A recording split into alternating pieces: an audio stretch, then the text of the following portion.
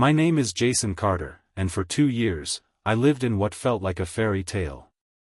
Her name was Emily, and she was everything I'd ever wanted in a partner: intelligent, kind, and breathtakingly beautiful. She had this magnetic smile that could light up the dullest day, and her laugh? It was the kind that made you forget every worry in the world. From the very first date, we clicked. It felt like we were two pieces of a puzzle finally coming together. We did everything together: road trips to nowhere, trying out new restaurants, even attending yoga classes, which I was absolutely terrible at, but she loved my effort. Emily had this adventurous streak that pulled me out of my comfort zone, and I loved her for it. Our friends would constantly comment on how perfect we seemed, how we were couple goals. But there was one thing. One little snag in our otherwise perfect relationship: Emily never wanted to move in together. When I brought it up, she'd give the most logical-sounding excuses. "Oh, my mom's been feeling under the weather, and I need to be around to help her," she'd say. Another time, it was, "Your place is just so far from my work, it would be a hassle to commute every day." And the oddest of all, "I just sleep better in my own bed." I let it go each time, convinced that she'd come around eventually. Little did I know, those excuses were the first cracks in the facade. Cracks I should have seen for what they really were. At first, Emily's excuses seemed harmless. Sweet even, in a quirky, "isn't she just so independent" kind of way. But over time, they started to wear me down. It wasn't just that she didn't want to move in together, it was the way the reasons kept shifting, each one more frustratingly ridiculous than the last. The first major disagreement happened on a random Saturday morning. I'd made her favorite breakfast, pancakes with blueberry compote, and casually brought up the idea of her staying over more often. She looked at me with those big green eyes and said, "Jason, would, but you know my mom really needs me around. Her arthritis has been acting up, and I can't leave her alone." I nodded, trying to be understanding, but something felt off. Her mom had seemed perfectly fine the last time I saw her, bustling around the kitchen and berating me for not proposing yet.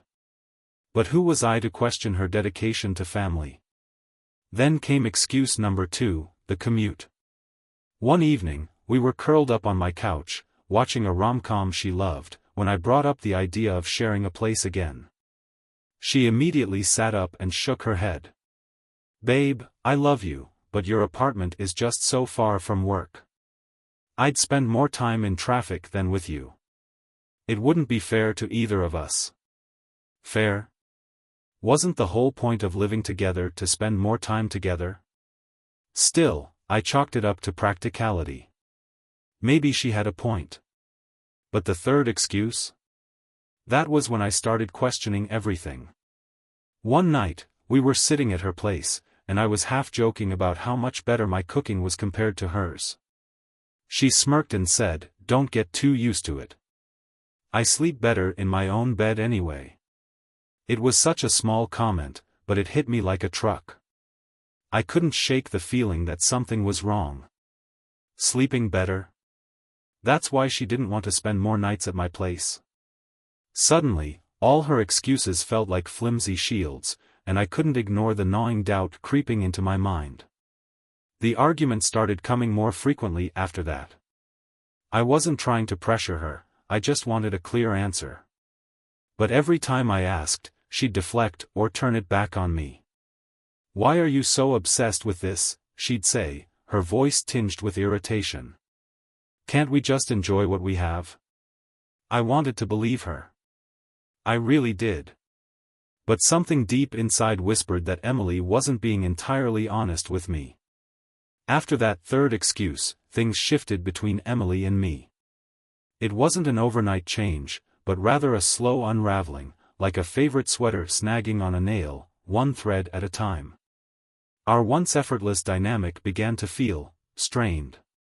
Every conversation about moving in seemed to circle back to the same arguments, her excuses becoming a wall I couldn't climb over, no matter how hard I tried. It started subtly, with little things that didn't seem significant at the time. Emily would brush off my suggestions to spend the weekend at my place with, "I've got so much going on at home," or, "My mom needs me to help reorganize the pantry." I told myself it was temporary, that this would pass. But the excuses came more frequently, and her tone grew sharper whenever I brought it up. One evening, I came home after a long day at work and decided to cook her favorite meal, chicken parmesan with garlic bread. I texted her, letting her know dinner was on the table if she wanted to stop by. Her response was quick and curt, "I'm too tired tonight. Let's just do another time." Another time? Lately, another time felt like an excuse for never. The next day, we met for lunch at her favorite cafe, and I decided to confront her, not angrily, but honestly. "Emily," I said, leaning forward over the table, "do you see a future where we move in together? Or am I just pushing for something you don't want? Support the channel by subscribing, it really makes a difference." Her eyes darted to the window as she stirred her iced latte with unnecessary vigor. "Of course, I see a future with you," she said, her voice soft but distant. "But why are you rushing this? We're happy, aren't we?" I wanted to agree. I wanted to let it go and just enjoy the moment, but something in her body language screamed discomfort. "Emily," I pressed gently, "I'm not trying to rush anything. I just want to understand why you're so hesitant. Is it me? Did I do something wrong?" Her response was a frustrated sigh. "Jason, it's not about you. I just need my space, okay? Why is that so hard to understand?" I felt my stomach knot as she threw her napkin onto her plate and excused herself to the restroom. As I sat there, staring at the half-eaten salad in front of me, I couldn't shake the feeling that her space wasn't the real issue. Over the next few weeks, our relationship felt more like walking on a minefield. I tried to bring up the subject less, but the tension was ever present, seeping into every interaction like a slow leak in a dam. Emily became more guarded, her phone glued to her hand, her smiles less frequent. She'd cancel plans last minute, claiming to be too busy or too tired, and the rare times she stayed over at my place, she'd leave early the next morning, muttering something about her mom or errands she needed to run. The turning point came during an otherwise unremarkable Sunday dinner at her place. As we sat on her couch, watching a rerun of her favorite sitcom, I brought it up one last time. "Emily, if we're not ready to move in together, that's okay. But I need to know why. I feel like there's something you're not telling me." Her jaw tightened as she muted the TV. "Jason, I've told you already. I'm not comfortable leaving my mom alone right now. Why do you keep pushing this?" "Because it feels like there's something more." The words came out louder than I intended, and her eyes widened. She crossed her arms defensively. "You're making this into a bigger deal than it is. Not everyone wants to live together, Jason. Maybe you should just accept that." The silence that followed was deafening. I stared at her, feeling like the woman I loved was slipping further and further away, and I had no idea how to hold on. That night, for the first time, I left her apartment without kissing her goodbye. As I drove home, my mind raced with questions I didn't have answers to. Why wouldn't she let me in, not just into her home, but into her life completely? And more importantly, what was she hiding? After weeks of tension and unanswered questions, I decided I couldn't take it anymore. I needed clarity, and if Emily wasn't going to give it to me, I'd find it myself. That's how I ended up in my car one Saturday morning, driving to her house unannounced with a bouquet of her favorite flowers. It was meant to be a grand gesture, a way to remind her of how much I cared and how committed I was to our relationship. As I pulled into her driveway, my heart was racing. I wasn't sure if it was excitement or nervousness, maybe both. Her car was parked outside, so I knew she was home. I took a deep breath, grabbed the flowers, and walked up to her front door. Knock, knock. I waited, rehearsing in my head what I'd say. Surprise. I just wanted to see you and make your day a little brighter. It sounded good. Sweet, even. The door opened, but instead of Emily's familiar smile, I was greeted by a man. He was tall, broad-shouldered, and looked about my age. His sharp blue eyes studied me with mild curiosity, as though trying to place where he knew me from. For a second, I thought I might have the wrong house, but then I saw Emily's jacket hanging on the coat rack behind him. "Can I help you?" the man asked, his voice calm but firm. I swallowed hard, feeling the ground shift beneath me. Hi. Is Emily here?" His brow furrowed slightly, but he didn't move to let me in. "Who's asking?" The way he asked the question sent a chill down my spine. I shifted uncomfortably, clutching the bouquet tighter. "I'm Jason. I'm her boyfriend." For a moment, his expression froze. Then, as if someone had hit a switch, his face morphed into something between confusion and amusement. He let out a short, bitter laugh. "Boyfriend?" he repeated, his tone heavy with disbelief. I didn't know what to say. My stomach churned as he stepped outside, closing the door behind him. "I think you've got the wrong idea, Jason," he said, crossing his arms. "I'm Nick. Emily's husband." The word hit me like a freight train. Husband? No. That couldn't be right. There had to be some mistake. "That's not possible," I stammered. "She never mentioned," I trailed off, my thoughts a tangled mess. Nick's eyes narrowed. "She didn't mention me?" "Of course, she didn't." He let out a dry laugh, shaking his head. "How long has this been going on?" Support the channel by subscribing, it really makes a difference. "How long has what been going on?" I asked, my voice rising. "You and Emily," he said, his words like venom. "How long have you been seeing my wife?" My knees felt weak. My mind raced back over the past 2 years, the memories we'd shared, the nights we spent laughing and dreaming of the future. How could I have missed it? How could she have hidden something so massive? I opened my mouth to answer, but no words came out. The realization that I was the other man in this situation sent a wave of nausea through me.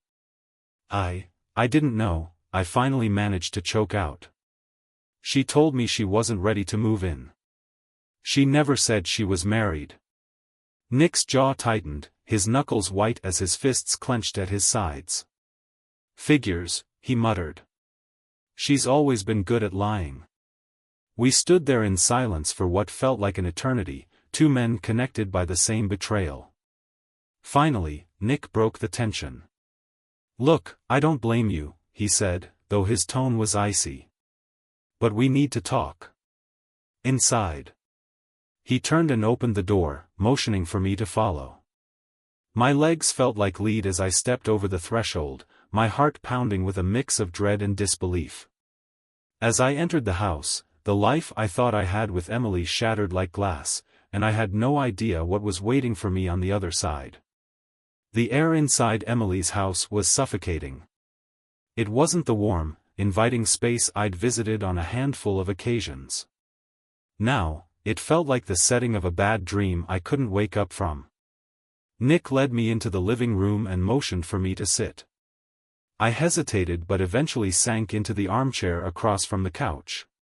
He sat down too, leaning forward with his elbows on his knees, staring at me like I was a puzzle he couldn't solve. "Let's get this straight," he said, his voice steady but cold.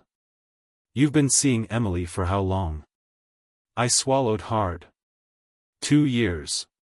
Nick's head dropped, and he ran his hands through his hair. 2 years, he muttered under his breath, as if trying to process the sheer weight of it. "I've been married to her for 6. His words hit me like a second punch to the gut. 6 years? How had she hidden this for so long? My mind raced, searching for signs I might have missed, clues that should have tipped me off. "I swear," I said, my voice shaking, "I had no idea she was married." She never told me, not once. She even made excuses about not moving in with me, things about her mom being sick, her work commute. Nick scoffed, leaning back on the couch. Her mom's fine. And her commute? She works 10 minutes from here. She's been feeding you lies, just like she's been lying to me. I wanted to defend her, to find some explanation that made sense, but there wasn't one. The Emily I thought I knew wasn't real. Why haven't you said anything to her? I asked cautiously. Nick's jaw tightened. Because I needed proof, he said. I've suspected something for months, but every time I brought it up, she had an excuse. I was just being paranoid, apparently. He let out a bitter laugh. But now I've got you, don't I? Proof. I felt a wave of anger rising in my chest, not at Nick, but at Emily. How could she do this to both of us? How could she juggle two lives like this and act like nothing was wrong? What do we do now? I asked, my voice barely above a whisper. Nick's eyes locked onto mine, and for the first time since we'd met, I saw something other than anger in his gaze. Determination.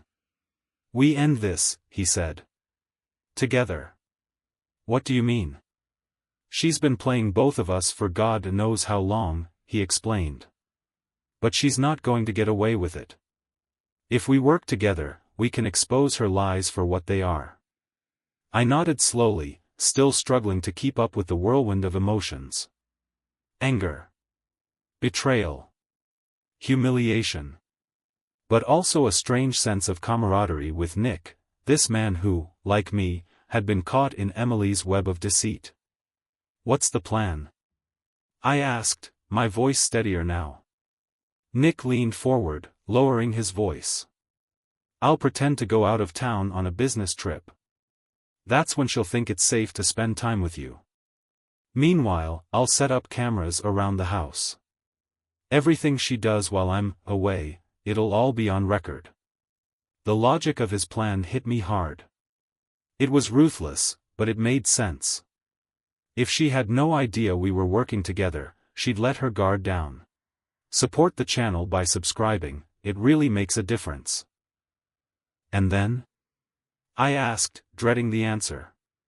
Nick's expression hardened. And then we show her exactly what she's done to both of us.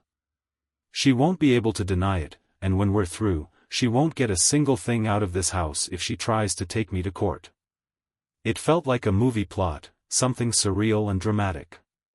But as I sat there in the living room of a man who just revealed my worst nightmare, I realized I was all in. For the first time, I felt like I had some control over the chaos Emily had created. And together, Nick and I were about to dismantle the perfect lie she'd built around herself. On the morning Emily arrived at my apartment, she looked more radiant than I'd ever seen her. Surprise, she said with a bright smile, holding up a small suitcase as if this was the most normal thing in the world. What's this? I asked, playing along, my confusion genuine, though not for the reasons she might have thought. I realized I needed a break, she said breezily, stepping inside and planting a quick kiss on my lips. A little vacation, just you and me. I figured, why not take a couple of days to escape the grind? Her spontaneity wasn't unusual, it was one of the things I'd loved most about her, but this time, the timing felt all too convenient. I didn't let my suspicion show, though. Instead, I smiled and pulled her into a hug. I'm not complaining, I said, but what brought this on? She shrugged, unpacking her bag as if this was something we did all the time. Work's been stressful, Mom's doing fine on her own right now, and I just needed a reset. Plus, I've been wanting to spend more time with you. Her words were sweet, her tone carefree, but I couldn't shake the knowledge of what was really happening. Nick's business trip was no coincidence, and I knew this was Emily's chance to live out her double life without consequence, or so she thought. The next 3 days were like stepping into a time capsule, back to when everything between us felt perfect. Emily was affectionate, playful, and full of energy. She cooked breakfast on the first morning, laughing as she tried to flip pancakes with far too much flair, splattering batter onto the counter. "Don't quit your day job," I teased, leaning against the counter. "Oh, you're one to talk," she shot back, smirking as she pointed the spatula at me. We spent the day lounging in my apartment, playing board games, and reminiscing about the early days of our relationship. Emily's laughter filled the air, so genuine and carefree that, for fleeting moments, I almost let myself believe the lie. By the second day, she suggested a little adventure. We strolled through the park, grabbed coffee at her favorite cafe, and spent hours people-watching as we made up stories about the strangers around us. She held my hand the entire time, her fingers interlaced with mine as if we were the only two people in the world. At night, things became even more intense. Emily was passionate and attentive in ways that felt almost like overcompensation, as if she was trying to erase any doubts I might have had. She whispered sweet nothings in my ear, promising how much she loved me, how much she needed me. I played along, letting her believe everything was normal. But beneath the surface, I couldn't stop replaying Nick's words, the cold determination in his voice when we'd hatched the plan. By the third night, as we lay tangled in each other's arms, I knew it was time to act. "Emily," I said softly, brushing a strand of hair from her face, "these past few days have been amazing. Just us, no distractions. But you know what I'd love?" She looked up at me, her expression relaxed and content. "What's that?" "To see your place again," I said, keeping my tone casual. "It's been so long since we spent time there. It'd be nice to have a change of scenery."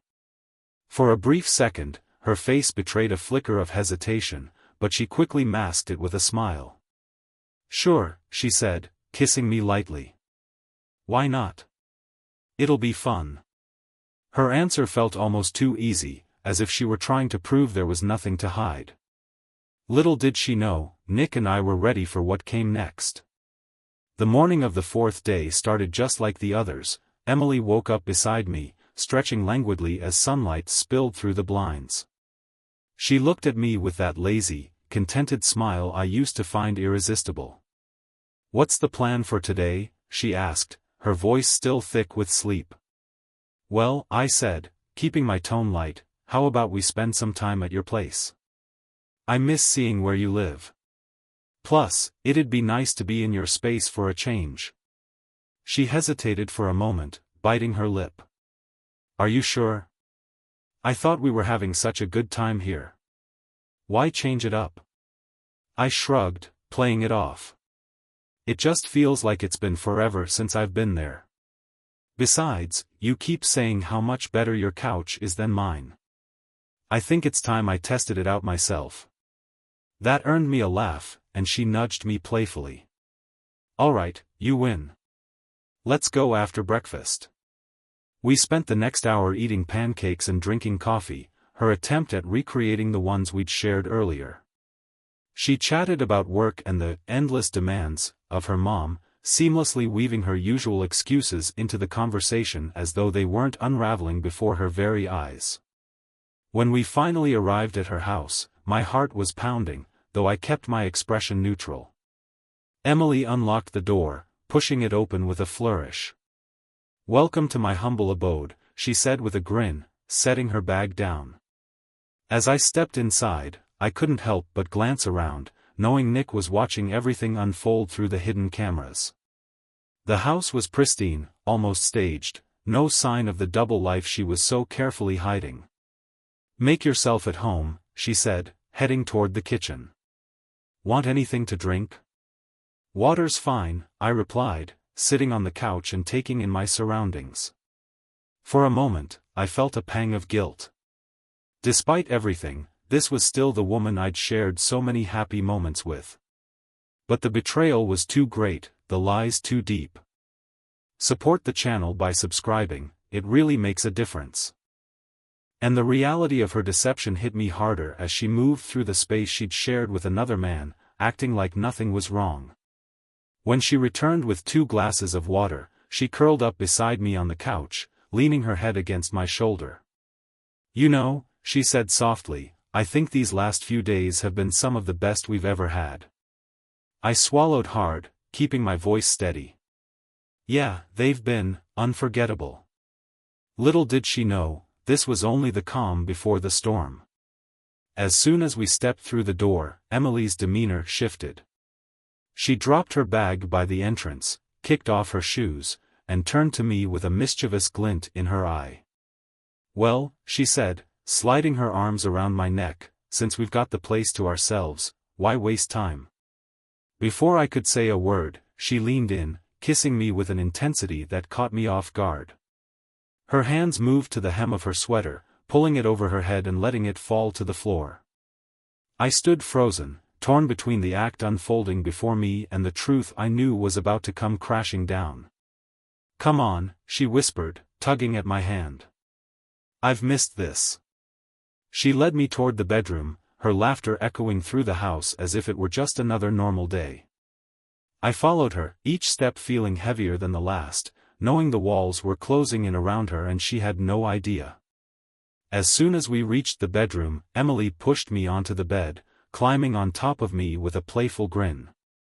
You don't get to play shy now, she teased, her fingers trailing along my chest. But before anything else could happen, the unmistakable sound of the front door opening stopped her in her tracks. Emily? Nick's voice rang out, cold and deliberate. Her entire body stiffened. She scrambled off me, grabbing the nearest blanket to cover herself as footsteps echoed down the hallway. Nick, she stammered, her face pale as he appeared in the doorway. Nick stood there, his expression unreadable, but his eyes betrayed a storm of emotions, betrayal, anger, and cold determination. He held up a folder in one hand and a small remote in the other. Don't bother with the excuses, he said, his voice sharp and controlled. I've seen everything. Emily's mouth opened, but no sound came out. She looked at me, then back at Nick, realization dawning on her face. What are you talking about? She finally managed, her voice trembling. Nick stepped into the room, dropping the folder onto the bed. These are the divorce papers, he said, his tone icy. You've been lying to both of us for years, and I'm done. Oh, and in case you're thinking of fighting for anything in court, don't bother. Everything's been recorded. He clicked the remote, and the TV in the bedroom sprang to life. On the screen was footage of Emily and me from the past 3 days, laughing, talking, and, most damning of all, her dragging me into the very same bedroom just moments ago. Emily gasped, clutching the blanket tighter. Nick, I can explain. You can't, he cut her off, his voice like steel. And even if you could, it wouldn't matter. The lies, the betrayal, the infidelity, it's all here. You've destroyed this marriage, and now you'll face the consequences. Her eyes darted between Nick and me, tears welling up as the gravity of her situation sank in. Jason, you knew? She whispered, her voice breaking. I nodded, my chest tight with a mix of anger and sadness. Yeah, Emily. I knew. And so did Nick. The jig's up. Emily collapsed onto the bed, her head in her hands as sobs racked her body. For the first time, she had no control, no excuses to hide behind. Nick looked at me, giving a small nod before turning back to his soon-to-be ex-wife. You have until the end of the week to pack your things and leave, he said. This is over. He walked out of the room, leaving Emily and me alone in the wreckage of her carefully constructed lie. For a moment, I stayed there, staring at the woman I thought I'd loved, now a stranger tangled in her own deceit. I'm sorry, Emily, I said quietly, standing to leave. But you did this to yourself. I followed Nick out of the house, leaving her behind to face the consequences of her actions. The air outside felt heavier than ever as I stepped onto the front porch, my mind still reeling from everything that had just happened. Nick was standing by his car, leaning against the hood with his arms crossed, his expression a mix of exhaustion and vindication. You all right? He asked as I approached. I let out a shaky breath, running a hand through my hair. I don't even know. That was a lot. Nick nodded, his jaw tight.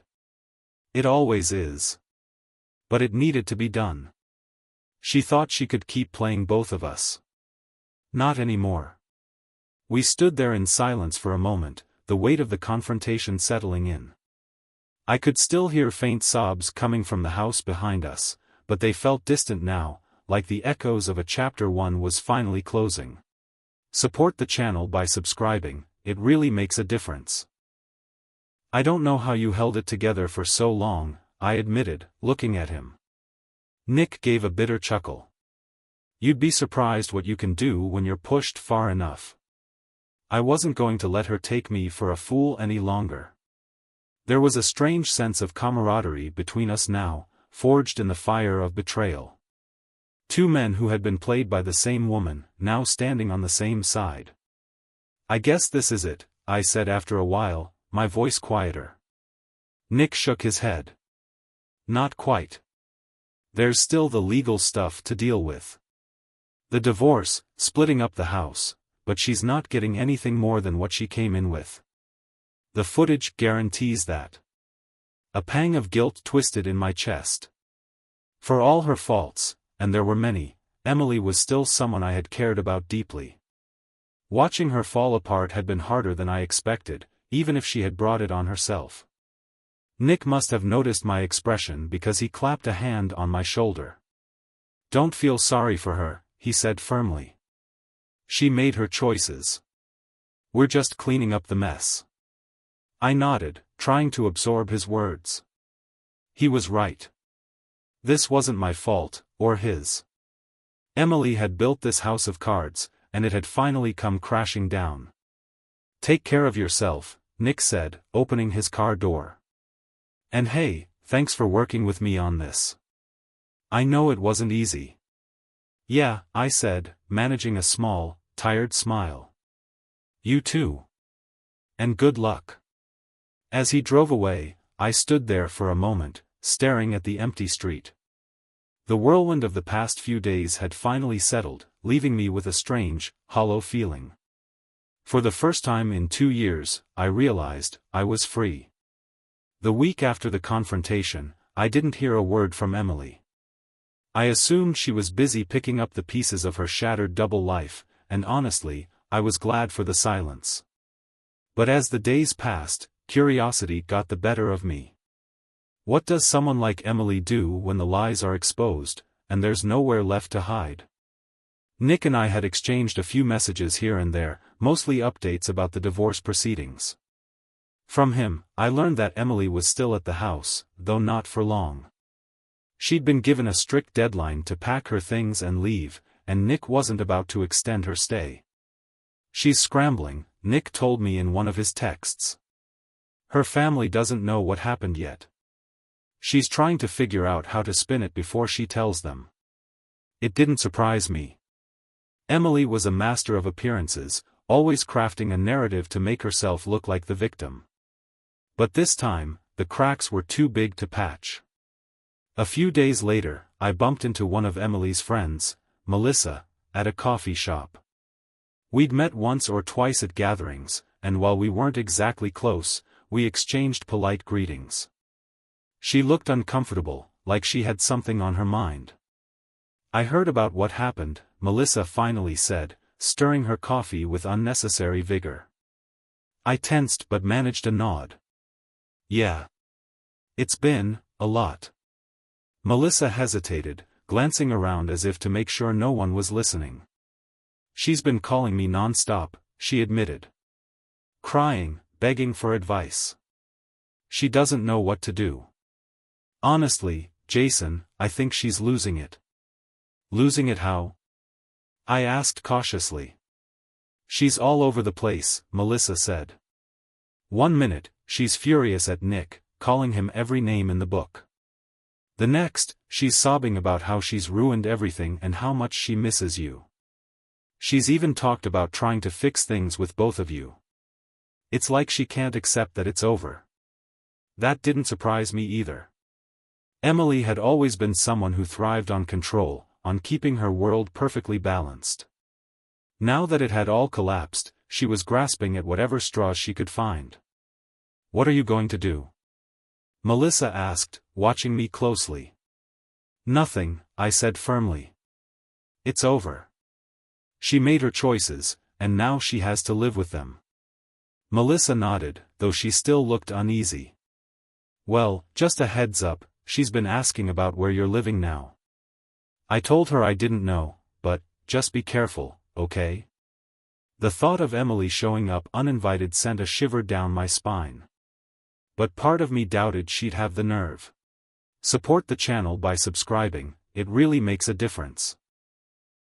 After all, what could she possibly say that would fix this?